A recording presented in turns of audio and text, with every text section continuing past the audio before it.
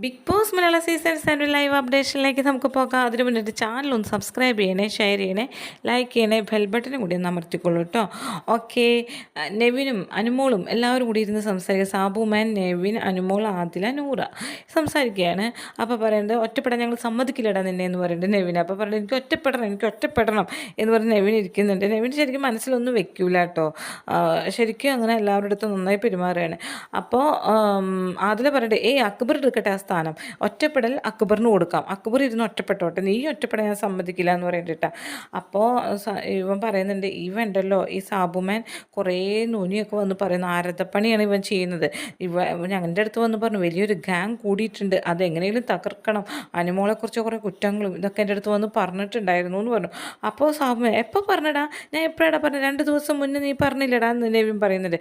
ഞാനൊന്നും പറഞ്ഞിട്ടില്ല എന്ന് പറഞ്ഞാൽ ഇപ്പോഴൊന്നല്ല, എപ്പോഴോ പറഞ്ഞ കാര്യമാണ് ഇവൻ പറയുന്നതെന്ന് പറയുന്നുണ്ട്. നെവിൻ പറഞ്ഞു ഇല്ല 2 ദിവസം മുന്നേ. അപ്പോൾ അനുമോൾ പറയട്ടെ, എനിക്കറിയാം ഈ നെവിൻ പറയുന്നത് കുറച്ചൊക്കെ കറക്റ്റാണെന്ന്. കാരണം എനിക്ക് ഈ സാബുവിനെ നന്നായിട്ട് അറിയാം, സാബുവിനെ നന്നായിട്ട് കുറ്റങ്ങൾ പറയും, പല സെറ്റിലും ചെന്നിട്ട് അത് നാരദമുനിയുടെ വേഷം സാബുമാൻ എടുക്കുന്നുണ്ടെന്ന് എനിക്ക് നന്നായിട്ട് അറിയാമെന്ന് പറയുന്നുണ്ട്.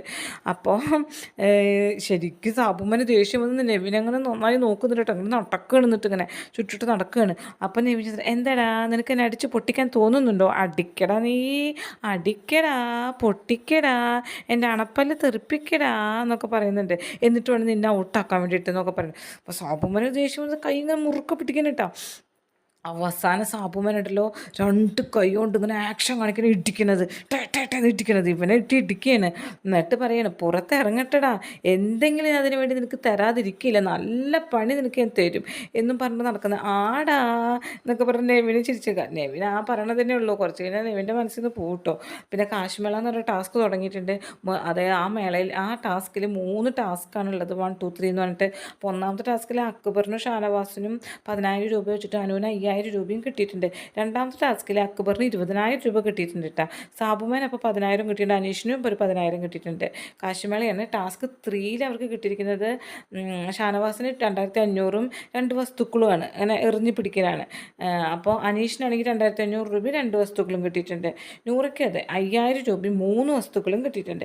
അനുമോൾക്ക് 2 വസ്തുക്കൾ മാത്രം. അങ്ങനെയാണ് കാശുമേളയിൽ ഇവരിങ്ങനെ 3 റൗണ്ടും 50,000 വെച്ചിട്ടാണ് എടുക്കുന്നത്. അപ്പോൾ ഇതൊക്കെ നമ്മൾ ആ കിട്ടുന്ന ആൾക്ക് പ്രൈസ് മണി നിന്നിട്ട് കുറയുകയാണ് ചെയ്യുന്നത്. അപ്പോൾ 1,50,000 രൂപയുടെ കളിയായിരുന്നു ഇന്ന് ഉണ്ടായിരുന്നത്.